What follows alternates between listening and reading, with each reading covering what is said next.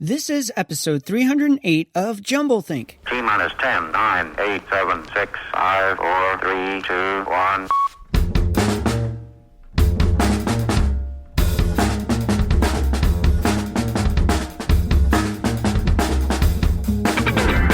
Welcome to Jumblethink, where we interview dreamers, makers, innovators, and influencers all about their journey of turning dreams and ideas into reality. Along the way, we're going to share some tips on how you can turn your own dreams and ideas into reality too. Our guest on today's episode is Mike Poglese. More about Mike in a moment. Whether you're a new listener or a longtime fan, if you've never subscribed to Jumblethink, you should head on over to your favorite place to listen to podcasts, search for Jumblethink, and click subscribe. To make it even easier, if you head on over to jumblethink.com, you can find links to places like Spotify, iHeartRadio, Apple Podcasts, Google Play, Pandora, and more. Now let's jump into today's conversation.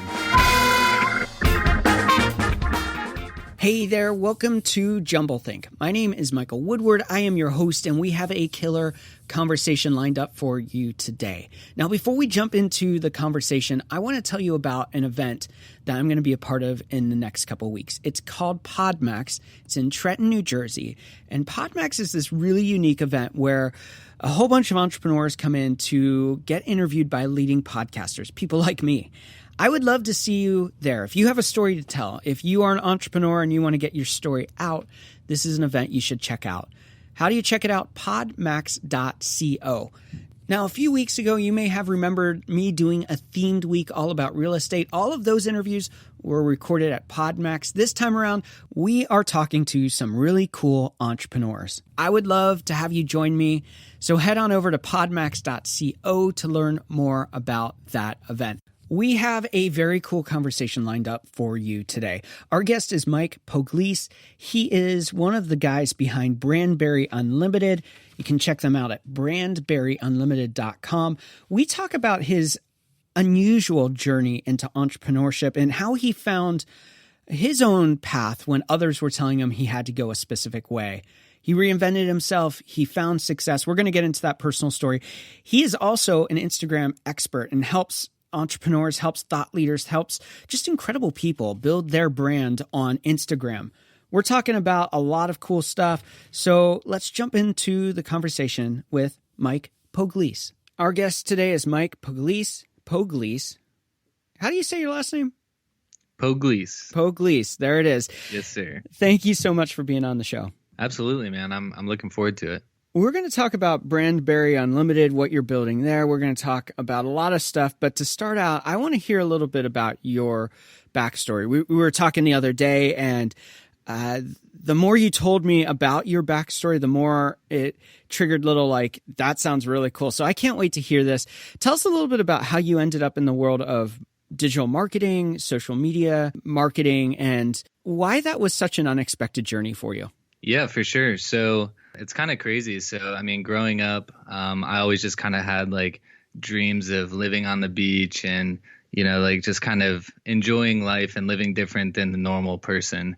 And when I was in high school and stuff, you know, I really started to figure out that school wasn't necessarily the thing that interested me the most as most people that age, you know, but I was really just like, my family like really pushed like college on me and stuff like that. So I really, at the time, didn't think that there was any other option in the world, to be honest with you. Do you think they would have, you know, they were strongly recommending it. Was that, do you think there were other options there or just there wasn't? No, there was like, you're going to college and that's about it. This is the only acceptable path forward. Yeah. And I mean, that's how everybody that was successful in my family was, you know, they were all, you know, they had all been at least undergrad in college. Most of them had masters, even some doctorates, you know, so that was just, you know, they're very traditional when it comes to life. And, you know, that was just kind of like they literally think that if you do not go to college, then you're going to be a failure, you know? Wow. So, yeah. So you go to college. Where did you go? I went to Coastal Carolina University in Myrtle Beach, South Carolina. Not much more beautiful than Myrtle Beach in South Carolina, for sure. Yeah. Well, and that was kind of the thing, you know. I mean, I lived in Richmond, Virginia, so it's like, where can I go? You know, that's going to be fun and cool, you know. But that doesn't end well for you. Tell us a little bit about that story, how it unfolded, and how college really didn't go as planned. Yeah, for sure. So college as a whole, you know, like I kind of had this like mindset, you know. So let's back up to high school. So when I was trying to find out what college I wanted to go to, it was basically two things. Like, I want to go somewhere warm, and I want to go somewhere that's on the beach. Myrtle Beach was a little bit warmer than Richmond, Virginia in the wintertime. And yeah, obviously it's on the beach. So it fit my criteria. And my mom had one rule for me. She wanted me to go at least 3 hours away. And Myrtle Beach was 5.5 hours away. So it fit her criteria as well. So basically, so picking out what I wanted to do in college was the next thing. So kind of two funny scenarios to get me to that point. One was if I studied marine science, I could get in-state tuition at Coastal Carolina. Oh, wow. And then two, if I studied marine science, I had this like misperception in my head that I was going to be like out on the boats all day and like, you know, doing fun stuff like that. And as you probably know, that was 100% not the case. But yeah, so basically like where it kind of all started going downhill was when my two of my good buddies from high school, you know, I'd reconnected with them. You know, we just kind of caught up one day on the phone, and they were telling me about the fact that they were running like paid ads for like one of their buddies' businesses, and they were paying, you know, like they were paying them like $1,000 a month, and Wow. that they were going to start pitching other businesses on this. And I was like, whoa, that's kind of cool. So how can I get into it, you know? And so basically they sent me this training course that they had went through, and, you know, I'd went through it, learned how to run like Facebook ads and stuff like that. And that kind of began like my little like side hustle journey into, you know, like the online world and making money online. At the time I was a manager at Nautica retail store. So I was full-time basically working and full-time in college, but still, you know, working on this little side hustle and every ounce of free time that I had. Long story short, I ended up getting expelled from college, basically because I was tied in with the wrong group of people, as, you know, it often happens to people. But the big thing for me is that, you know, it was almost like a blessing in disguise. And at the time, I really didn't think that, obviously, you know, I mean, my family was like, oh my gosh. End of world kind of thing. Yeah. Yeah. I mean, my family was literally like, you know, you're screwed type deal. Like one of my aunt, actually, she owns like a really big property management company in Virginia. And she's like, I couldn't even hire you, you know? And wow. It was kind of funny because I like kind of laughed and was like, I don't want to work for you, but so I'm kind of glad you won't hire me. But it was just one of those things where, you know, like not only did I myself think the world was ending, but everyone around me did too. So, you know, basically that's just kind of when I decided like, okay, you know, like this whole digital marketing, you know, gig, like, you know, make money online, whatever, like we either got to take this serious or I got to start looking into other routes, you know? So, that was kind of the transition there. Wow. I look at that and I think, you know, a couple things. Obviously, the wrong crowd is always going to influence you to do the wrong things. But even beyond that, the expectation of how you were going to learn and what you were going to learn was vastly different than what was offered through the traditional educational path. And I think that's one of the struggles we have is that we tell people they have to go to a college that doesn't necessarily fit how they're going to learn or the things that they need to learn for success. You found that you were able to overcome that and build your own success by going a different route. You get kicked out. Now you have to be all in on the digital marketing. You're working for Nautica. You're doing that. Tell us a little bit about how that journey unfolded and how you were able to find an unexpected journey forward for success.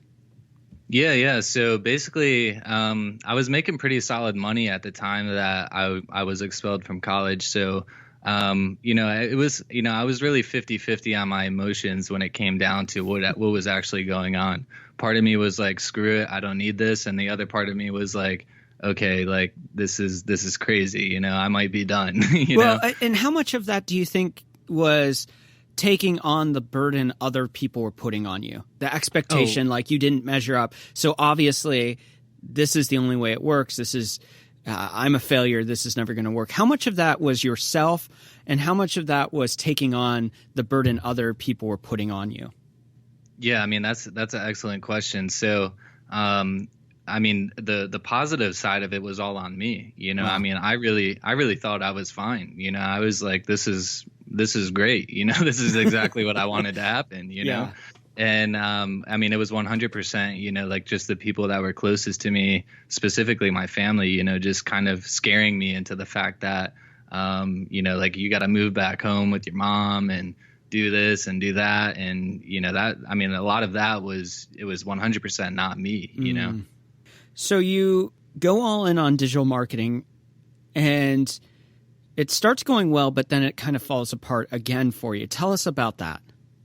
Yeah. So getting into it, so basically, like I moved back to Richmond, Virginia from South Carolina, and go back there. I partner up with my two buddies that kind of introduced me into this whole space, and we started a pretty big company, and it still runs. It's still existing. I mean, they're great guys. They do excellent work. But the biggest thing for me was that I went from Richmond, Virginia, where I grew up, to Myrtle Beach, South Carolina, this like beachy, like fun lifestyle, back to Richmond, Virginia, where I grew up. And I was just like, this isn't what I wanted. Like when I left Richmond, a lot of the reasons I wanted to leave Richmond was to get away from the people that I was, involved with in high school. It wasn't necessarily the best crowd there either, basically just, I wasn't necessarily getting into trouble there, but if I would have stayed there, I probably would have ended up in trouble. You know what I mean? So it was one of those things where I started to realize that, and that's kind of why I wanted to leave. And going back there, people had been like, a lot of my friends didn't leave for college. So people were like, like, how was it? Like, how's it?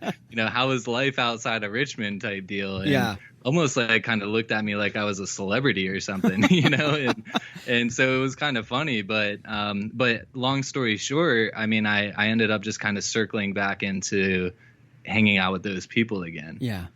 Fall back into the same crowd, get into the status quo. You are working in this business in digital marketing, but it falls apart. Tell us about that.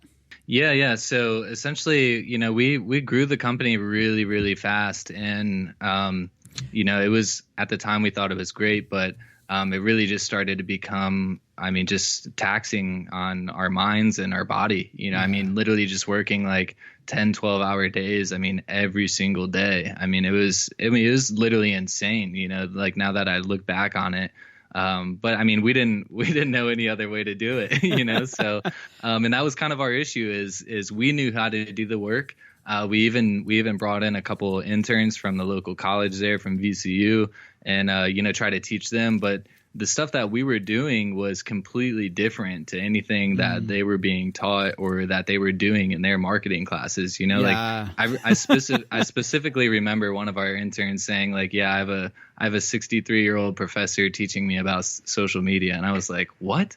Like, that is crazy. Like they need to hire like 13-year-old Jimmy and like bring him in there and teach social media, I just thought I thought it was insane. But all like little things like that just kind of made us realize that like what we knew was very exclusive, like there was only a certain type of person that knew how to do what we did.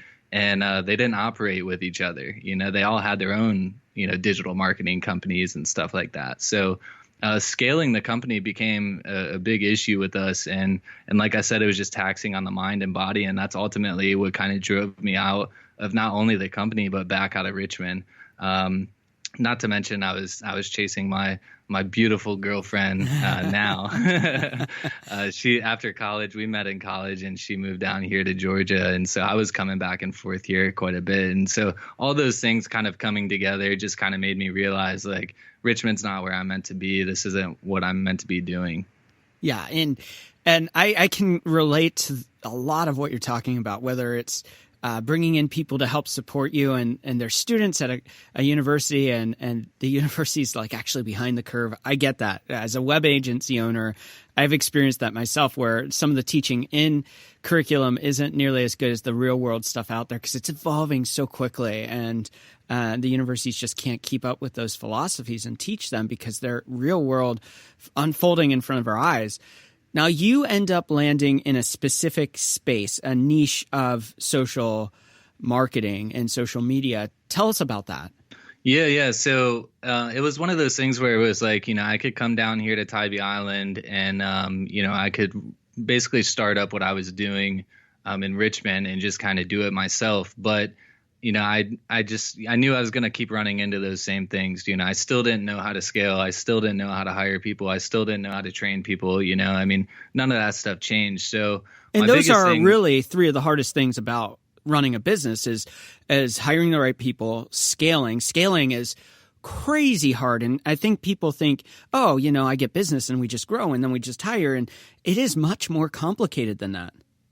Oh yeah, it's insanely hard, especially, the first challenge is finding someone that wants to work for you. The second challenge is finding someone that will listen to what you have to tell them and how to do something, you know? So, it's extremely hard to scale a business. So, like I was saying, the big thing that I kind of realized was like, I'm like semi good at doing all of these things, but I'm really good at doing this one thing. So let me just focus on really like doing this one thing really, really good and grow off of that and, not offer any of the other things. So that's ultimately what kind of happened and how I got here with Brandberry. So what is the one thing, the one focus? So and the one thing is Instagram, and not so much just Instagram, but just overall like branding on Instagram. And it's just something that has kind of come up from and now that I look at it, it's something that I've always been fascinated with, like ever since Instagram came out, like in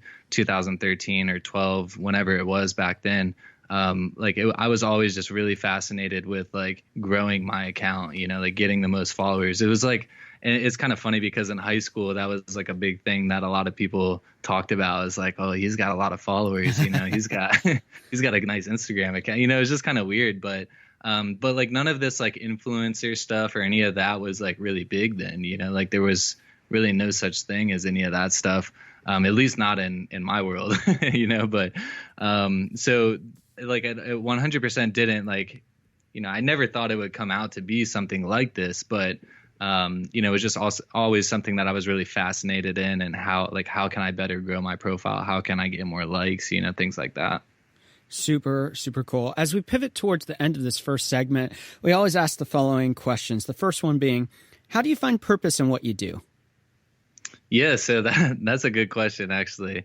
Purpose in what I do. It's all like the one thing is just kind of being a product of the services that I sell. Mm-hmm. So one, what does that mean? So kind of what I mean by that is like, like I've figured out how powerful it's been for me to have like a large personal brand. So if like I can explain more on that, and basically what I mean by, just shooting numbers out there to explain what I mean is, so at the start of 2019, I had around 10,000 followers. Fast forward to now, I've gained 25,000 plus followers, but not only that, 250 plus clients, and, did multiple six figures in revenue since then. So, like kind of like I guess my purpose of what I'm doing is like, I've created something really good out of Instagram. So why can't other people do it themselves? Like you're already doing what you're doing. Just focus on doing that a little bit differently using this platform. Yeah.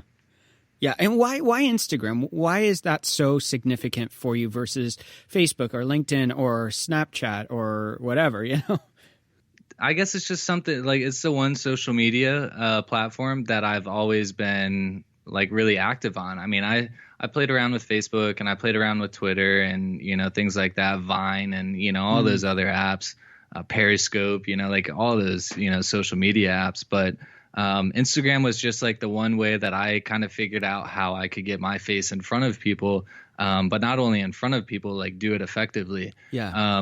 And I think a lot of it just has to do with the way that Instagram is set up. I've always been like big on traveling and stuff like that. And what do I do when I travel? You know, I take pictures of this stuff. So I've always had like really good content to post and things like that. So Instagram I don't know. It's like I've always been like into photography, but I'm obviously not a photographer, you know, and I think Instagram is a good way to like just kind of portrait like your art, you know? Yeah. What's one challenge you're currently working to overcome? Oh man. So let's fall back on that scaling thing.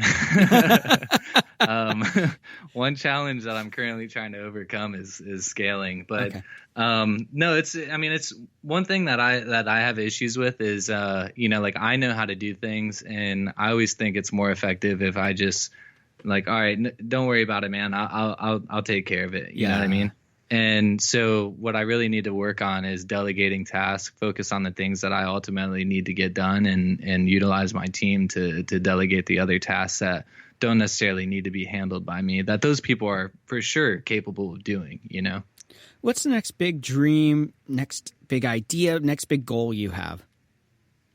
The next big goal, it might not be big to some people, but honestly, I'm just really in that kind of transition phase, you know, like the last like year or so, I've really started to make solid money, and kind of I've reeled out of that like materialistic phase. So, like a big goal for me now is just, you know, just utilize my money the right ways. So, you know, I'm just trying to tap into other businesses, real estate, things like that. I'm trying to buy a house for myself, you know, things like that, and just, you know, kind of establish myself here on Tybee Island. But a small like little business venture that I have a goal of is I want to open up like, you know, some kind of like beach run business around here. It's always been like a dream of mine, and I know it's probably a lot more hassle than I want to deal with, but it's I've always just had a dream of running around on the beach in my board shorts, you know, making money. So. Well, we're going to take a break right here, and when we come back with Mike Poglese, we're going to talk about Instagram. We're talking about some methods that you can apply to your own strategy. We're going to talk about perception versus persona and a whole bunch more. It's going to be a lot of fun. We'll be right back.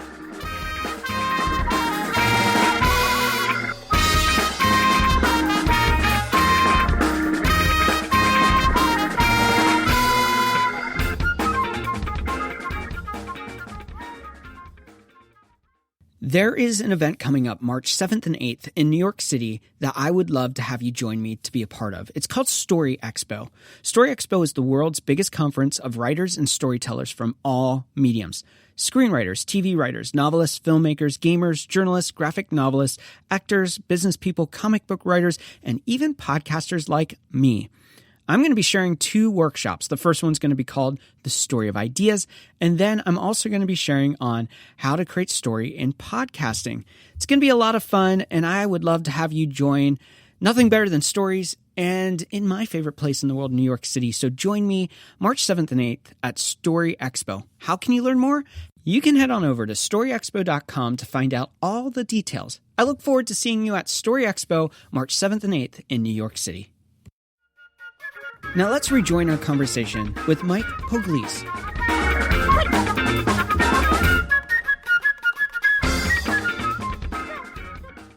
We are back with Mike Poglese. All right, Mike, before we get going, important question. People are going to want to know how they can find and connect with you. So what's the best ways to find and connect with you?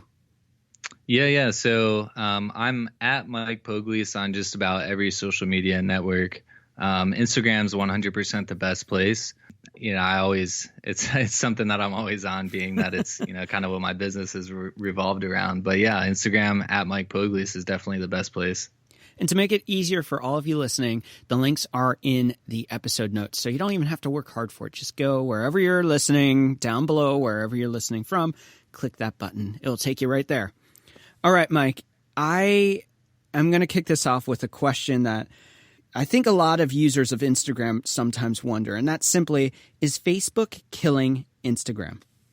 No, I think, well, so if you're talking about like the overall like partnership, you know, with kind of like Facebook overtaking Instagram, maybe, yes. I mean, they've really just tried to make it to where you have to spend money on the platform to get a reach. But at the same time, it's better for me because people struggle with Instagram. And what do? I solve that problem. I'm a problem solver for the people that can't find a way to gain reach on Instagram. You mentioned there that Instagram has become a little bit, especially for businesses, a pay-to-play kind of platform. But you've come up with a model called the 3-2-1 method, where it's not the only method that you use or tool you use, but it's one that really helps a lot of users you work with. So talk to us a little bit about that 3-2-1 method and what that looks like. Yeah. So the biggest probably benefit of the 3-2-1 method is it's something that you can utilize for free. And, it really just takes a little bit of your time every single day. And it doesn't even really take much more of your time if you just repurpose your time a little bit better. Then what do you mean repurpose your time? How does that look? Yeah, great question. So I catch myself mindlessly scrolling through Instagram numerous times throughout the day. So it's not just me. Yeah, no, definitely not just you. So when I catch myself doing that, I say, hey, Mike, stop mindlessly scrolling through Instagram and start implementing that 3-2-1 method. Okay. So what's the 3 stand for? Yeah, so the 3 is the start of the execution of the overall method, and basically what that means is like 3 photos of the user that you're trying to get in front of. And that's really important because I've watched some videos that you've done about this method, and you talk about that if you're just going and randomly selecting people, this method isn't really going to work for you, but you need to get in front of people who are really the audience you're trying to reach. Absolutely. Yeah, that was a good point. So to back up, like the overall like start of the 3-2-1 method would be really to try and capitalize on who your ideal client is. And once you find out who your ideal client is, try and think about like what your ideal client would be interested in. So prime example is if my ideal client was like Bob, the 49-year-old golfer, and I'm trying to sell him a Titleist bag, then I'm not going to go out and target like the competitors like Nike, things like that, like Nike Golf, things like that. That wouldn't make sense. What you want to do is you want to think outside the box and think about what Bob, the 49-year-old golfer, would be interested in. And something that he might be interested in is Golf Digest. So what I would do is I would target something like Golf Digest and specifically target the people that are commenting on Golf Digest's photos on Instagram, not just the people that are following. And the reason behind that is because the account overall could have like inactive followers, or you don't know how active those people are on Instagram. So, but you do know that the people that are commenting on Golf Digest photo that was posted 3 days ago, they were at least on Instagram 3 days ago, so you can kind of deem that they're pretty active there. So that would be like kind of the first step in the 3-2-1 method, is just to really figure out who your ideal audience is and how and where you can find them. And then you would move into going into each user that comments on Golf Digest's Instagram like posts or whatever, and then basically start implementing this method. So the first step, like I was saying, is the 3, and you would go in and like 3 of their photos on their actual Instagram feed. The second step would be the 2, which is comment on 2 of those photos that you liked. And then the third step, the final step, is the 1, and it's just go in, view one of their Instagram stories, and respond to it. So essentially, the reason that this is effective is because you're essentially sending each of those people 6 notifications with your name attached to it, your brand attached to it. So all they have to do is notice you, to look at your profile, and then if your profile piques their interest, if you do good with the targeting, they'll engage back with you and follow you, DM you, or whatever. Super cool. I love that. And it's doing a lot of the things that the bot philosophies have done, but the automation has really been cracked down upon by Facebook or Instagram in that process. So this gets around it. How much time do you think somebody should be implementing this strategy a day? How many people should they be reaching out to a day? What does that look like? Yeah, for sure. I mean, I wouldn't say that there's any magic number. Obviously, the more time you can put into it, the better. But something that I try and do myself is just trying to focus like at least 60 minutes per day utilizing this tool. And once this tool, and once you get it down, you can start to move through these followers pretty quick. And, that way you're engaging with a decent amount of time in a short amount of, or engaging with a decent amount of people in a short amount of time. I'm going to ask a little bit of a selfish question here. And we were texting back and forth about this question, but I want to go a little bit deeper. And that is, so much of Instagram right now is all about personal brand, thought leaders, product placement, all of those kind of elements. And for an individual like me I have my own personal Instagram account, which I'm actually more active on. And then I have my business branded, the Jumble Think, for the podcast and stuff like that. And I find it really hard to manage both from the time standpoint, because I feel like I'm investing a lot of time on Instagram trying to get traction on two different platforms. When you are a personal brand, like in a lot of ways, I am a personal brand. I'm an individual, but I also have the podcast, but the podcast is really me and my guests. How should they be, or how should somebody like me be spending my time splitting between a branded profile and an individual profile? Where should I be investing my time? Yeah, for sure. So that's a good question, and a lot of people ask me, Mike, which profile should I work on? The most is probably the number one question I receive, and I always tell people to focus the majority of your time on your personal page. That doesn't mean neglect the business account or the podcast account or whatever your other account is about. But, you still want to post quality content on that account and stuff like that. So when people hop on it, then they have something good to look at. But I think focusing your time on the personal brand is much more effective for two reasons. First off, people connect with people better than people connect with businesses. Second off, if you're just focusing on your personal brand, there's no one like business brand attached to that. So essentially what I mean by that is if you were working on your business brand and promoting your business through one page, then you can only promote that business. Like you can't promote your other things. I mean, you could, but it might not resonate with your audience. Whereas if you promote, you can promote like your podcast from this business. I mean, from your personal page, you can promote your business from your personal page. You can promote anything and everything from your personal page. There's nothing that's tied to it. So that's kind of why I think it's better to focus on your personal brand. When I was researching for today's episode, I went to your website, of course, brandberryunlimited.com. And this one word seemed to show up a lot on your site. And it fascinated me because I've never really thought about it. And that's the word perception. And, we talk about in the thought leader space, in business space, about persona. What are you presenting yourself as to the world? And I kind of hate that word because when you juxtapose it against authenticity, you get this rub of inauthenticity when you put a persona on.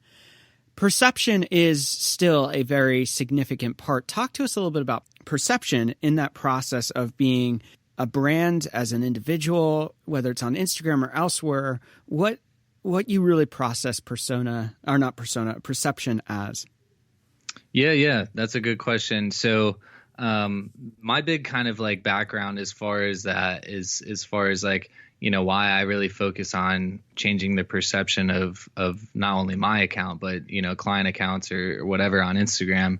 The reason is because there's a lot of people on Instagram. I mean, like literally billions of people that are active every single month on Instagram. And so it's really hard to, separate yourself from the rest of the people in your industry. So kind of what I mean by, the perception is that's kind of like the main way that you can separate yourself from the rest of the people in your industry is just changing the overall perception of your account. Okay. So you change that perception. What are some ways that, getting into the nitty gritty here a little bit, how can we change that perspective? What are some simple tuning things that we can be doing on Instagram to present ourselves better? Yeah. I mean, the best thing is obviously the quality of the content that you're posting. And then hand in hand, the 3-2-1 method kind of goes in along with the quality of the content. So basically what I'm saying is like the 3-2-1 method is effective no matter what your account looks like, but it's really effective when you have quality content, because people are going to want to follow you because they want to see your content more. And then it's even more effective when you have a large following and good engagement, because it's almost like that fear of missing out. Like, wow, 35,000 people follow Mike Poglese, but why? You talk about building, and I think a lot of us want to build an audience real quick. We want followers. We want people following, liking, commenting. But you talk a lot about connection over followers. And it seems like a long game strategy versus I'm going to get a bunch of followers and then hope that they convert into being engaged followers. So talk to us a little bit about true connection versus followership on Instagram. Yeah, for sure. So obviously the overall like follower amount is, one thing that kind of changes the overall perception of your account, going back to the previous question. But kind of the reasoning behind that is the overall fact that that way when you're utilizing the 3-2-1 method and you're trying to connect with the people that you to, like they notice you, they want to hear what you have to say. And that's just something that I've experienced myself, like when I had 7,000 followers, people could care less really about what I had to say. It's not that they couldn't care less. It's just, it goes back to that thing of like, I didn't stand out from the rest of the people doing what I was doing. Wow. So, growing my profile and just kind of building that overall back end of my brand, made it to where when I was, utilizing the 3-2-1 method and trying to connect with the people that I wanted to, they noticed me. And, it's something that not only have I met like numerous people locally, even here on Tybee Island, but a lot of people that I do business with, I've met all through Instagram. Even my partner, I actually just met him like in person for the first time in January. Wow. And we've been partners in business for almost a year now. Wow. So it's kind of crazy. Wow. All right. So I want to back up now. We've talked a lot about Instagram. We've talked about some philosophies. I'm a big fan of Instagram, so I'm really excited to be talking about this. However, I want to come back to your story a little bit and come back to how finding your path was accidental and how you had to overcome some obstacles to get there. So, as somebody who is becoming more and more of an entrepreneur through building the businesses that you are, through the dreams you have with starting a local beach business of your own, and through impacting others in Instagram, talk to us a little bit about how you overcame those obstacles, whether it was rejection, whether it was people telling you didn't measure up, whether it was the failure of not making it in college, and what are some takeaways that others can apply on that journey? Because all of us as entrepreneurs are going to have failures, and you have an incredible story of how you can use those obstacles, those failures, to overcome and create success. So what are some takeaways people can take from your own journey? Yeah, for sure. So first and foremost, I mean, something for myself that, I've always known that I was going to be successful in some way, shape, or another. A lot of those years I had no idea how, but I always knew that, like the drive that I have, the hustle that I have, would turn into something big at some point. And do I think it's what I'm doing right now? 100% not. I mean, I know I have way more potential than what I'm doing right now, but it really just kind of starts with the fact that I always knew, and like I know that I will be something at some point and I will be successful. So I think that's one of the biggest things, because when it comes down to other people doubting you, in the back of your mind, you still always know that you're going to be something big. And that's something that I recently read in a book too, by a rapper by the name Russ. I'm not sure if you've heard of him, but he put out a book not too long ago, and something that I read in there, and that's kind of what made me kind of think about that whole concept of like, man, I really, I've never really thought I wasn't going to be anything. I always knew that I would do something big, and I always knew it was going to be business related. I didn't think I was going to be like a soccer player or anything like that. I always knew it was just going to be business related. But yeah. So you are still on this journey and you're still building it. If somebody were wanting to get help on Instagram, how would you help them on building what they're starting and what they're doing? Yeah, so my main focus would be just overall going back to the perception thing, just changing the entire perception of the account and making them an authority in their industry. So the big push from the get-go would be to kind of get their follower count up, just to create that, that overall perception that, okay, this person has a large audience. And then tied in, we would make sure that obviously the engagement is good. So that way, when people check out the profile a little bit deeper, everything looks really good. But yeah, so that would kind of be like my main focus as far as people needing help. And then from there, it's just, taking the brand that I established for them and them implementing the 3-2-1 method. Super cool. Well, we're going to take a break right here. And when we come back, it's rapid fire questions.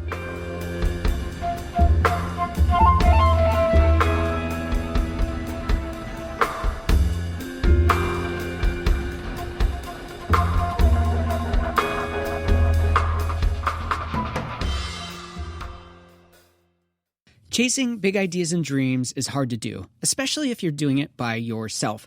If you need somebody to sit down with you and talk through the ideas and dreams you have, maybe give you a new perspective or even some tips on what to do next, I would love to sit down with you.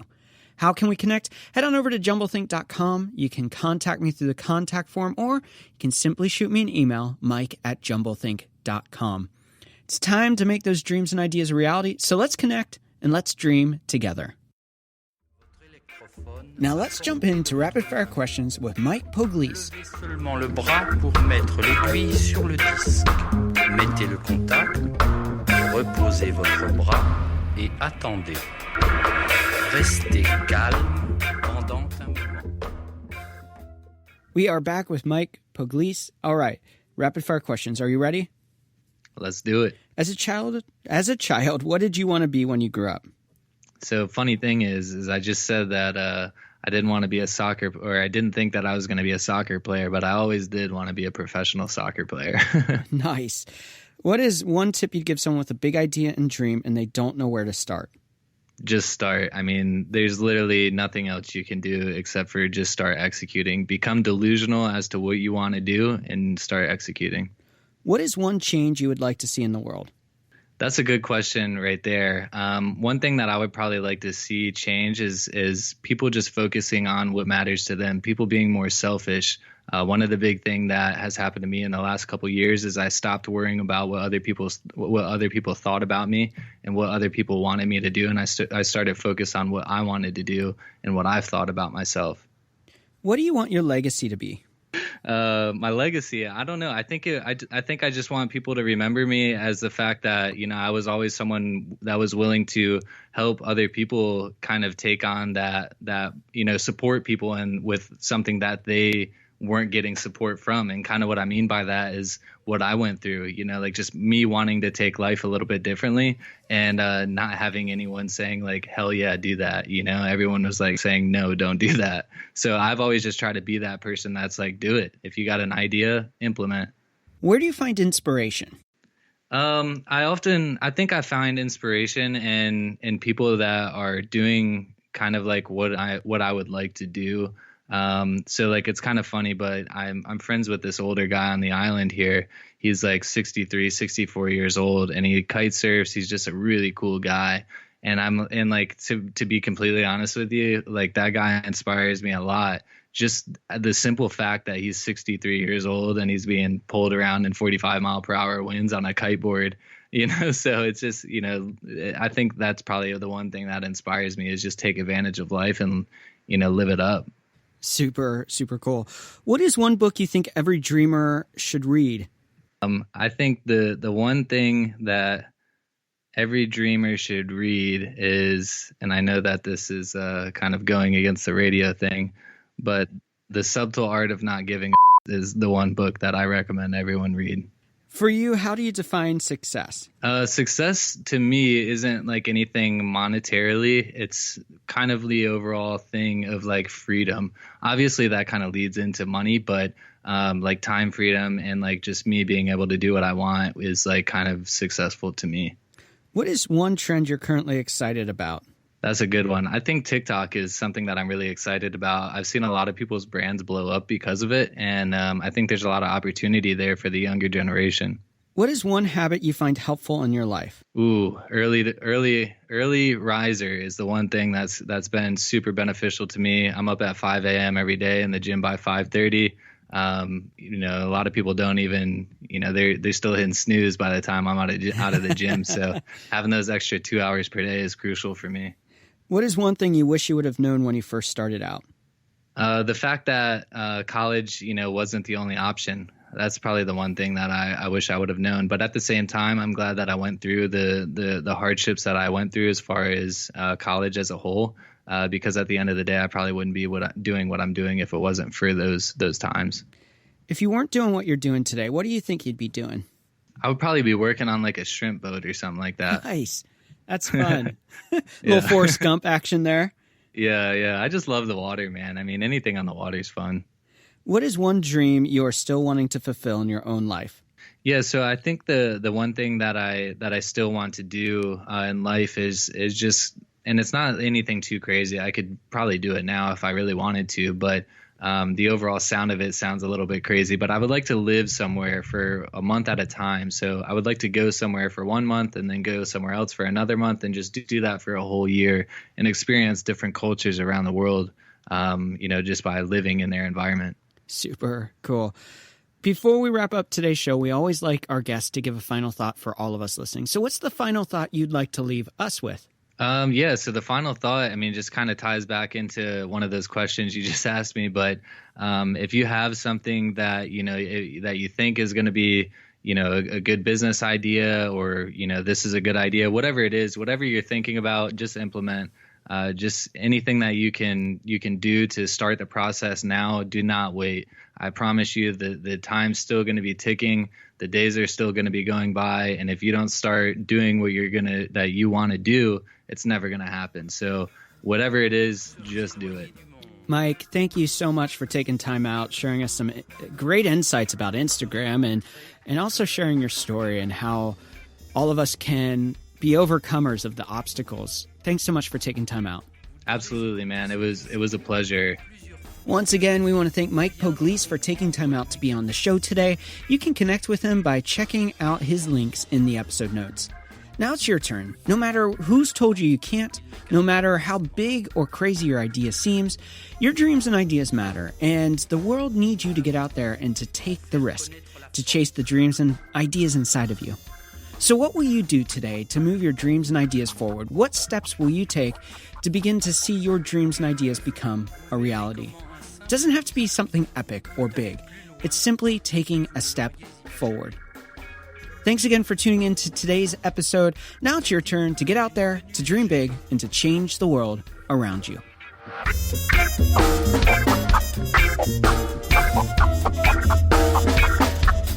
Ôtez tout ce qui peut vous gêner ou tirer votre attention. Cherchez la meilleure position. Les bras et les jambes légèrement espacés.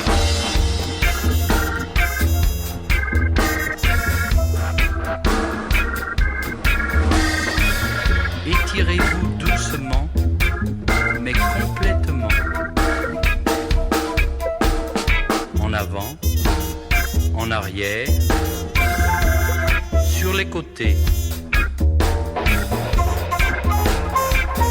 Vous êtes une autre personne. Les mères de famille, les enfants, peuvent également prendre un moment revitalisant. Dans quelques mois, lorsque vous aurez bien saisi la technique et que vous serez maître de votre corps, vous pourrez vous décontracter même en travaillant.